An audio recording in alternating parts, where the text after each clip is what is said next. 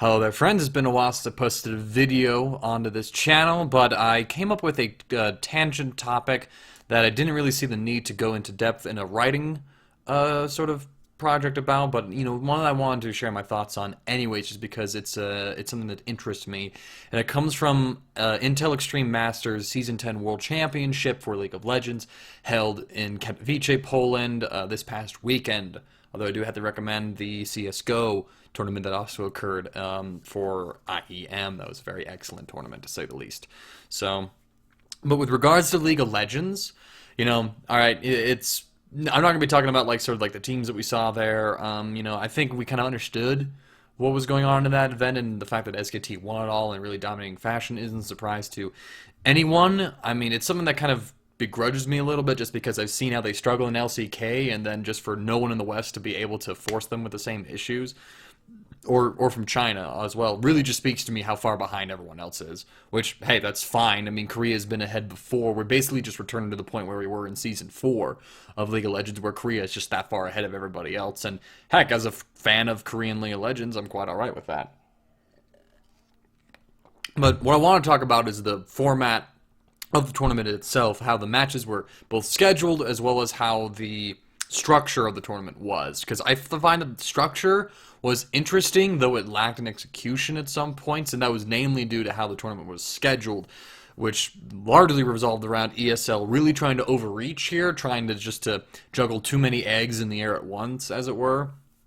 And it could have been a much better tournament. It could have been a higher quality tournament just from a organization standpoint, never mind the games themselves. I mean, it was sort of how it was going to go. Most of the field there was pretty mediocre. I mean, you had 5th and 6th place from Europe, 2nd place from NA, which is a one-trick strategical pony, and then you had 5th, I think Team Solomon's about 5th place right now, maybe even 6th. I haven't looked at the standings in a while.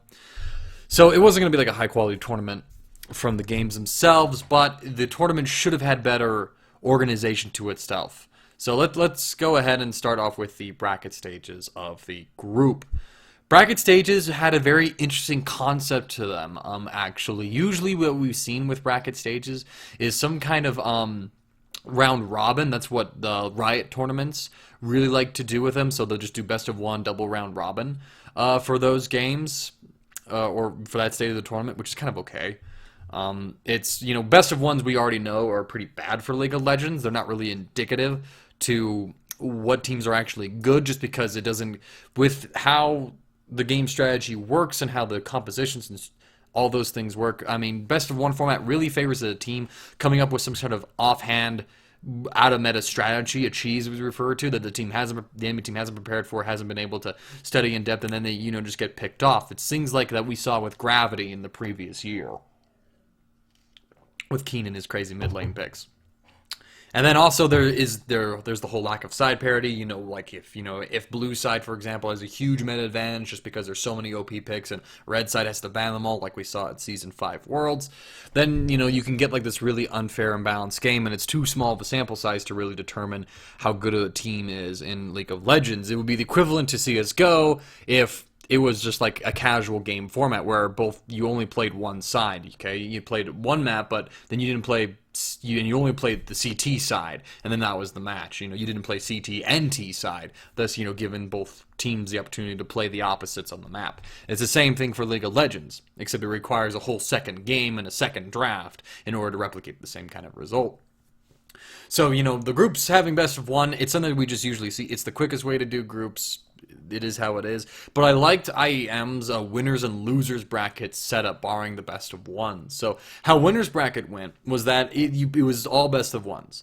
So you would have one team that would go through winners bracket, and they'd only play 2 games, and then they were put in the semifinal because of how small the tournament champion pool was. While that is something that I feel like from an observer standpoint, is something that we kind of don't want to see. Ideally we want to see the best teams have the most games being played. We want to see more games of the best teams, That's why, from group stages to bracket stages, the number of games in a series has to jump up. When we go from, in CSGO, for example, we go from best of 3s that happen in group stages, or even, did they do it in quarterfinals as well? I have to look at the CSGO formats themselves, but usually I think it's like best of fives throughout most of the bracket stages. It might change to a best of five final from best of three. I can't really say on that matter.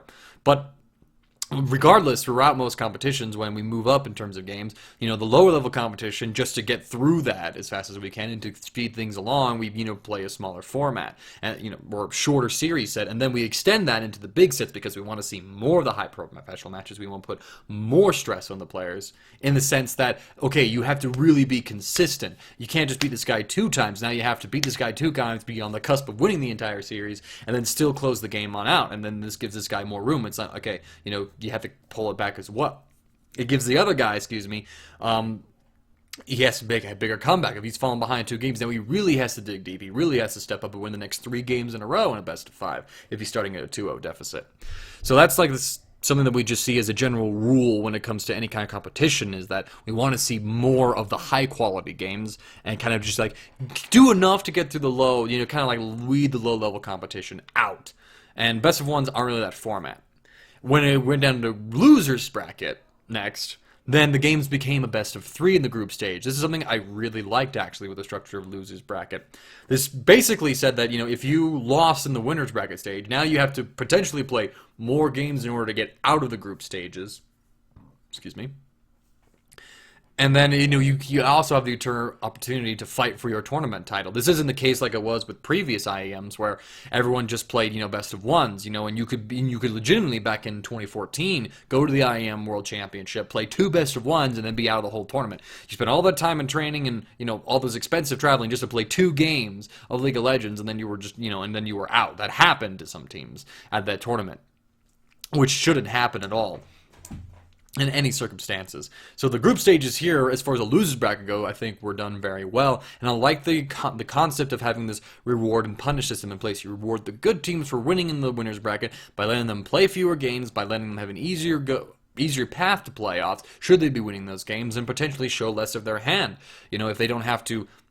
if you look at Fnatic in this tournament, it was in the elimination match against CLG when they were down 1-0 that Reckless finally broke out his Jhin. He debuted his professional Jhin play, and it was actually quite good. That was obviously a strategy that Fnatic were saving up until a point like that, and then they had to show it there, in the losers bracket stage and get through that, and then suddenly their next opponent had knowledge of that, their semi-final opponent had knowledge of that, and the final opponent which they faced had knowledge of that. So they had to show that hand really early in the tournament, whereas, SKT really didn't have to show anything here, they just kind of showed up. So I really like that reward and punish system that's in place with it. My only suggestion to improve it would be to change the winner stage, the winners bracket, to something like probably best of 2. I would say, although I think best of 2 complicates a tournament just because you could have such a thing as ties. But we've seen group formats where it's based on circuit points. So I think it would be really simple to create these circuit points, and then like the 2 highest scoring teams face off in a winners bracket match. That's probably like a best of 3, and the winner goes on onto the semifinals, if there is such a thing as a tiebreaker needed. Otherwise, in a group stage where everybody plays each other in a best of 2, you could do a double round robin best of 2, you can do a single best of 2 round robin, doesn't really matter. And then like the person with the highest points can just go on straight into the finals if there is a clear-cut winner. If there's a tie for first place, they can play a best of 3 in order to determine who goes on and then who has to stay in the group bracket, and then fight whoever comes up. That way everyone's getting these opportunities to climb on up, and then you keep these losers brackets. So I really like that format. I just think that if we remove the best of 1, put in a best of 2 for the winners bracket, or for like the early stages of the tournament, for like a first single round robin, and then divvy them up into a winner and losers bracket based on that, and then have best of 3s from there. That could actually probably be like the most ideal format for a League of Legends tournament that we'd ever have, because then you get everybody would meet each other. In that sense, we'd have the best of 2, we would eliminate side parity, we don't have to worry about best of 1 cheese, the most consistent teams would be rewarded, and then the winner would get rewarded by being able to go right into the playoffs from that point. Or if there is a tie in that circumstance, then you can start to have these best of 3 series, and everyone has like this fighting chance to stay on in, and the teams that do worse overall have to have to play more games and have to fight their way through in order to get to the playoffs and earn that spot. I think that's a very good conception to have for a group stage system, and I like to see something like that implemented at MSI or the World Championship. You could probably do like best of 3s all around, as well for like a single round robin. Just like, you have, just everybody starts off and then whoever loses go into the best of three. So you could just replace all the best of ones in the Runas bracket with just best of threes. That would be a fine tournament standard as well. Or you could do something different, make it really overly complicated. But by and large, we just need to get rid of best of ones within League of Legends, and I'm really happy that, moving into the next LCS season, we're not going to deal with best of one regular splits. So the bracket stages I was largely okay with. But the format and the scheduling of the finals is something that was really appalling to me. So you have to keep in mind with ESL that they had a bunch of different tournaments going on. They had the CSGO one, they had a StarCraft 2, and they had League of Legends, and there was probably another game that I'm forgetting about right now. But they're juggling all these different games at this one venue. At least as far as I know, it was like a single venue with like a big stage and then some smaller stages around it. But when they're juggling and all like that, and they're trying to make it so that, okay, we're going to have the CSGO final like on this Saturday, and then the next day it can be the League of Legends final, and they're trying to make sure that all these days line up, you get this really chaotic mess of things, and ESL kind of cut corners where they tried to make it see fit, and that resulted in a couple of really bad disasters. In CSGO in particular, you had all the semifinals, all 4 best-of-3 semifinals, that's what they were, yeah, they were just best-of-3s, but I don't know if that's industry standard or not.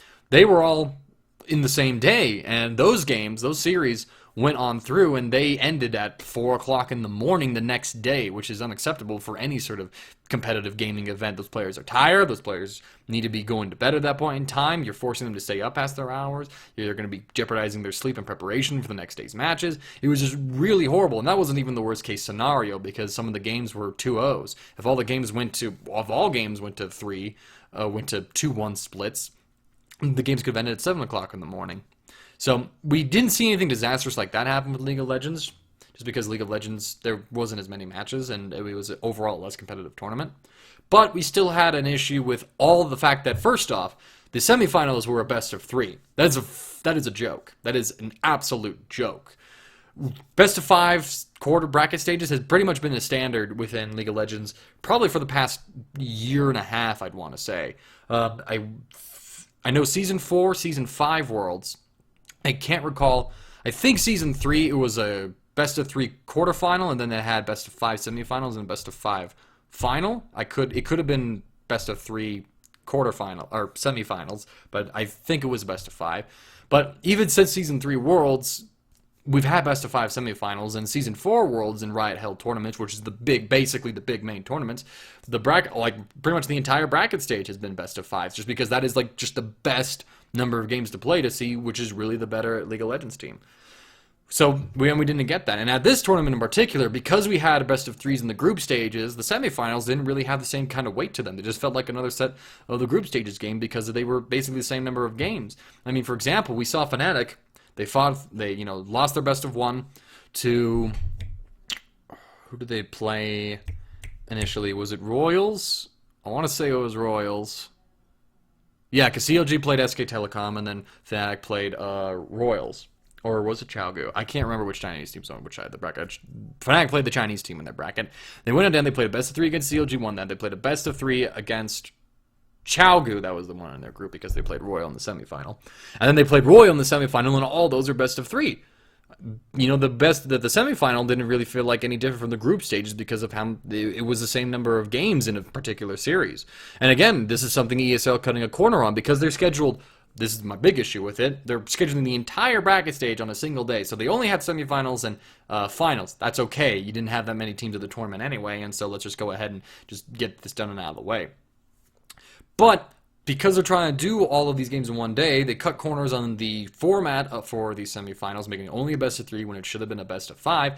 And then, also, let's not forget that the scheduling was a complete nightmare for those teams. Fnatic played a hellish amount of games over those past couple of days. And then on the day of the bracket stages, they played a best-of-3 series up against Royal in the semifinal, fought their way through that in 3 games, and then within an hour after that, they had to go play a best-of-5 against SK Telecom. That's not fair to Fnatic. That's not fair to them at all. There's, barely any preparation time. Although, again, they probably could assume that, all right, SK Telecom is going to beat TSM, so let's not even prepare for TSM. But, what if, an upset, something like that happened? And then they had prepared for the expected opponent, and the upset got through, and suddenly they have to fight through this difficult best-of-3, and now they're in the final, and now they have only an hour to prepare against an opponent they weren't expecting to play. And now it's a best-of-5. And they've already just played a very excruciating best-of-3 series.